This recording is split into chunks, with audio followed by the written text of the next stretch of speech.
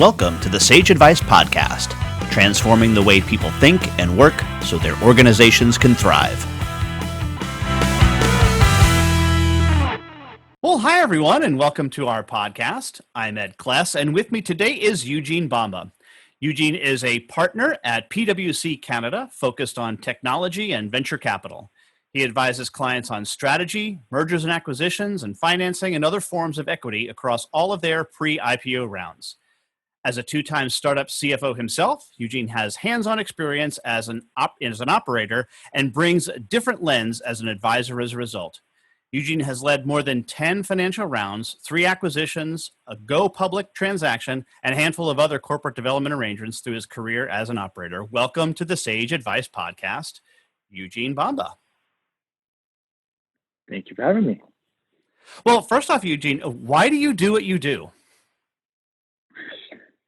So I think I fell into tech early on in my career. And so I followed a traditional path that a lot of CPAs do and went into getting my designation at a large public accounting firm, PwC, and did the audit stint for a bit. And once I got into some technology clients and moved into my first operating stint, I just felt like the ability to create almost on the fly and work through problems in real time of things that, there's processes that exist and there's patterns that exist, but a lot of the solutions for what technology companies are solving for haven't existed before. So I love it's a bit of a merging of new and the old in this. So old school finance ways of process and doing things the regimented way, but also having to reapply it in different ways on things that never existed before, make it a pretty cool intersection when you can combine that finance to technology realms. And one of those things was, before we started recording, is how the unit economic model and how it's affecting financial thinking today. And first, if you would, first of all, define for our audience what unit economic model is. Let's start there. Yeah, so I think for a lot of people who have been building their business, real basic concept of, revenue minus expenses equals your profit. And how do you start to find in that unit economics of what matters in the business that's core to a path of profitability? So does the business fundamentally make sense when you start to strip out things like the incremental financing that's been in place and, some companies choosing to operate at a loss and burn while they chase growth starts to kind of muddy the waters in a venture capital model when people are promoting and celebrating the financing, but you're missing the measurement on progress and on the actual fundamentals of the business. So to me, unit economics and fundamentals go hand in hand on this. Now you don't, I think with the pandemic and how life has changed, people, while they're chasing early stage or later stage venture capital, there has to be more emphasis. And I think you're seeing this with a lot of the VCs. There's a lot more emphasis on what is the path to break even or the path to profitability. How do I see that this actual business makes sense and that it's not in a constant re-upping of capital and then burning it down again and then go back out and re-up, and the growth numbers don't necessarily make sense when you're constantly almost playing catch up in that scenario, growing at the cost of the business when cost should grow at the same time as efficiency. So you can start to see a path towards being cash flow neutral, break even, or even profitable. Yeah, you hear that a lot. We've heard that much more about 5 years ago. Is why is X company so hot when they never made any money? That's right, and I think and some things still take time with the subscription model when you're seeing the value later on renewals, but a lot of the very successful companies also wait a handful of years before they start raising money, and at the beginning they're not out burning a lot of money. They're trying to make their own money work for the business, and a little slower at making some of the decisions until they have the capital to afford it, or they start making calculated risks or calculated bets on, should I hire that role or hold off a little longer because it's my money that I'm now burning instead to see if this makes sense for the business.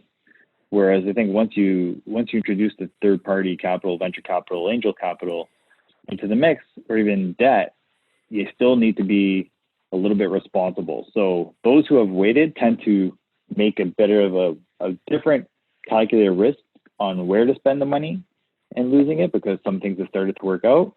Whereas I think that where we were seeing the trend before the pandemic was seed capital rounds were getting higher.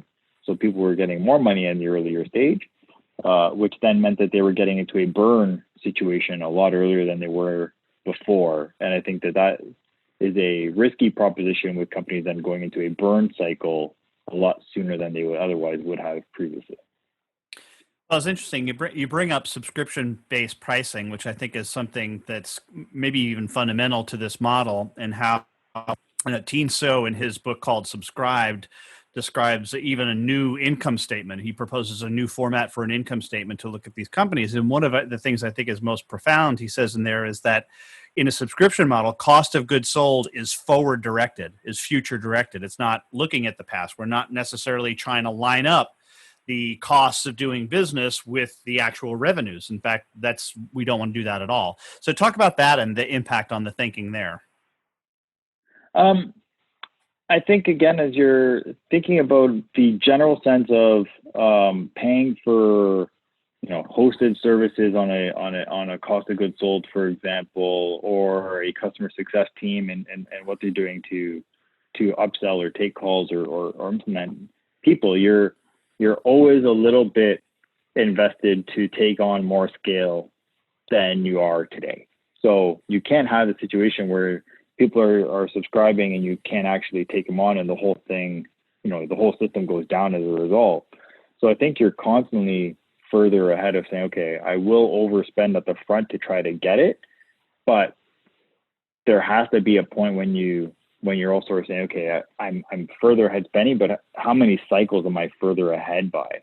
So I think what happens with a lot of companies is when you're looking at your cost of sales, you also need to consider your actual sales cycles.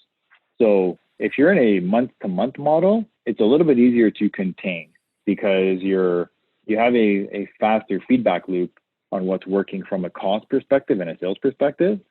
But if you're selling into large enterprise and your sales cycles are a year or 18 months long, even if they're 9 months long, you've now incurred a lot of burn that's really hard to replace if you were actually wrong on the bet you made when you started burning that money.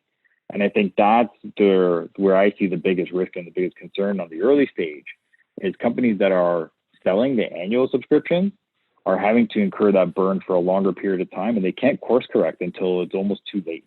And then the balance sheet ends up being in a bit of a mess, and you've burned a lot of cash that you can't recuperate.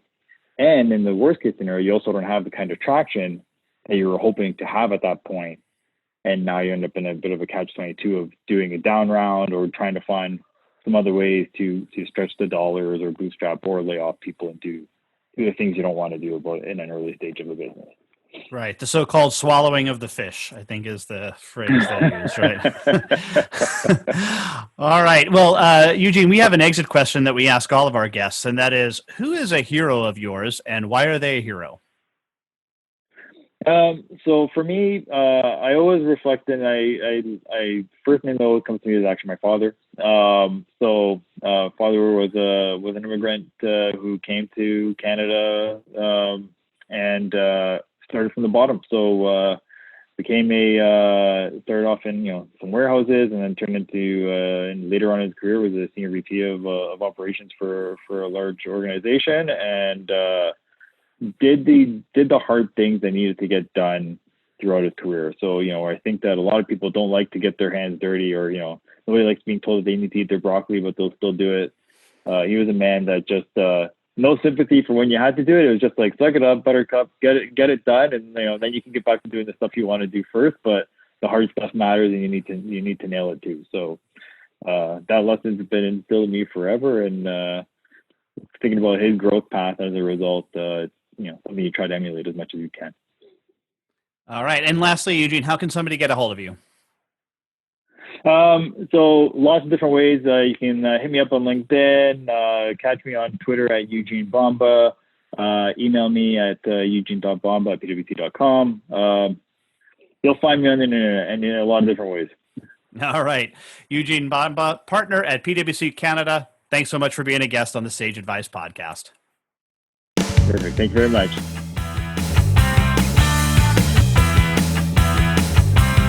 For more Sage Advice, visit and subscribe at sageadvicepodcast.com.